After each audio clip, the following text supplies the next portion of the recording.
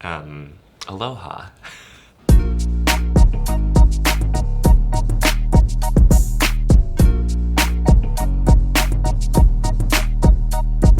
Well, we broke the mold a little bit with our video for Hawaii. In lieu of our traditional time-lapse transitions, we actually had our model Misty perform Hula. When we think of Hawaii as, mainstream Americans, we always come back to this super iconic and problematic image, which is that hula girl dancing on our dashboard, right? We can think of that little hula girl as a kind of fetish. We have taken hula as a symbol out of its context and then used it to generate a kind of desire for Hawaii, to know it as a kind of tropical paradise that we can go on vacation to. But in the process of doing that, we've kind of silenced and erased the Indigenous Hawaiian population, their sovereignty, the individuals who have been a part of this history, right? So we can think about our tribute to hula here as a kind of way of reclaiming that. So there is a long and ongoing history about whether or not Hawaii, legally and in the eyes of the international community, is and can be a sovereign nation. In 1893, the Royal Hawaiian family is overthrown in a coup d'etat. The US Marines come in, and in 1898 actually gets annexed into the United States as a territory. And so our video opens up with a paradox, which is, how is this archipelago both totally integrated economically and politically into the United States as its own state, but also a sovereign nation with its own real legitimate claims to nationhood? So the 1940s begins, of course, infamously with the Japanese attack on Pearl Harbor.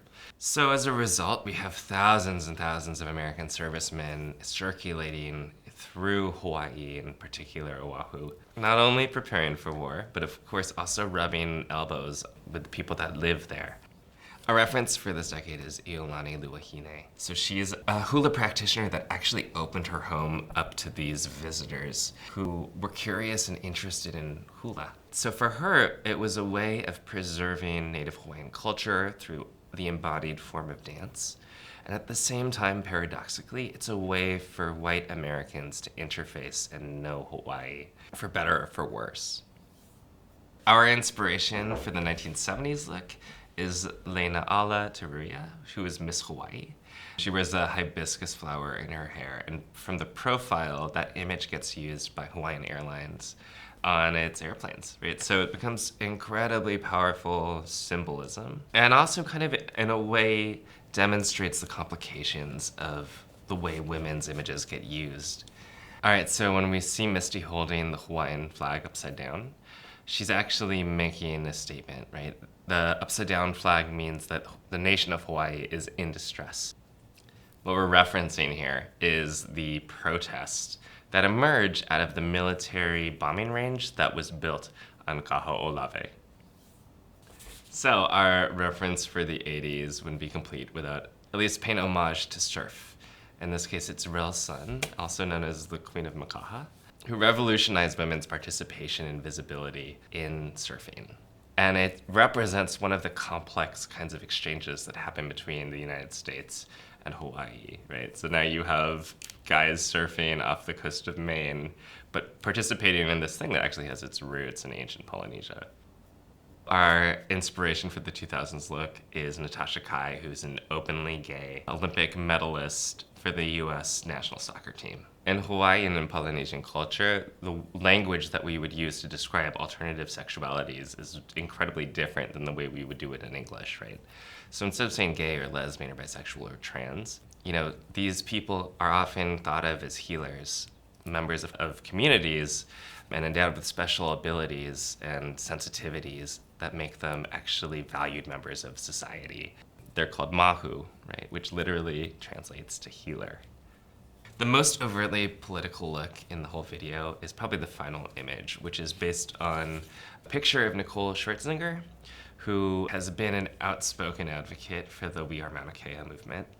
Her hands form the symbol of the sacred mountain, Mauna Kea, which is of incredible spiritual importance to Native Hawaiians, and is also the site of the 30-meter telescope, a construction project which threatens to disrupt a watershed, but also a long-standing and ancient relationship between the Kanaka Maoli and the land.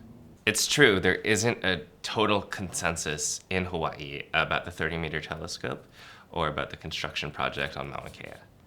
While that may be the case, it's important to begin and end this story as one continuous narrative about how Native Hawaiians continue to forge alliance and community on this island, despite the fact that ongoing projects threaten it all the time. So we end with the gesture here, which is supposed to represent Mauna Kea, not the Illuminati. But it's important because this video is about how gesture is a way of embodying history and how through the practice of performing hula, we're actually connected to our genealogies.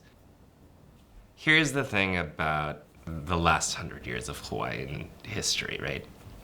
Is that we can start at the beginning when the royal family is overthrown and people are still calling into question the legality of that political maneuver by the United States. And we can flash forward to today where people are still questioning the legal authority of the United States to own and operate Hawaii as its own territory. That's obviously a very complicated debate, but if we're looking at it through the eyes of beauty, we see something incredibly different, that the Hawaiian national consciousness hasn't just survived, it's survived and flourished.